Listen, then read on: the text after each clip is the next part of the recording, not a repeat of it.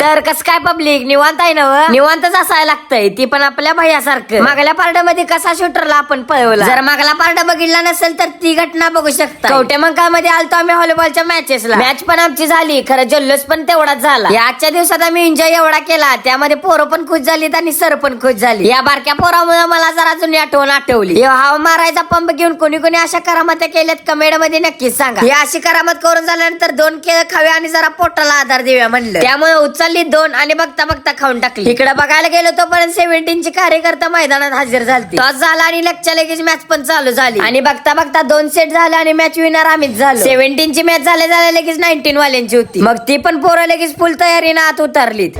विषय कसा आहे? मॅच चालू असताना आपली वरच्या वर फॅन लोक भेटून झाल्यानंतर इकडे बघितली की 19 वाल्यांच्या कार्यकर्त्यांनी मॅच जिंकवली. विषय कसा आहे?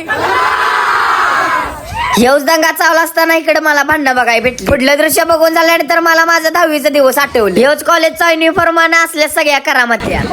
विषय कसा आहे?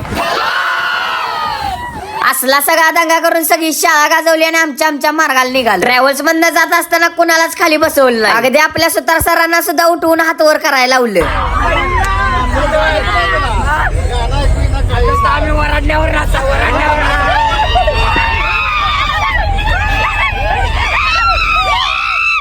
जल्लोष एवढा केला यामध्ये दंगा आणि धुडकूस दोन्ही पण झालं. या एवढ्या गर्दीत एक शूटर मला दिसला नव्हता. त्याला हुडकाय गेलो ते होता पुढं डायरेक्ट ड्रायव्हर पशी. मेन कॅरेक्टर म्हणजेच आपलं भैया पवारचा पण हात वरच होतं. जाऊ दे सोडा. तुम्ही असा एन्जॉय केलाय का नाही कमेंट मध्ये नक्कीच सांगा आणि व्हिडिओ आवडला असेल तर नक्कीच आपल्या भावाला फॉलो करायला विसरू नका.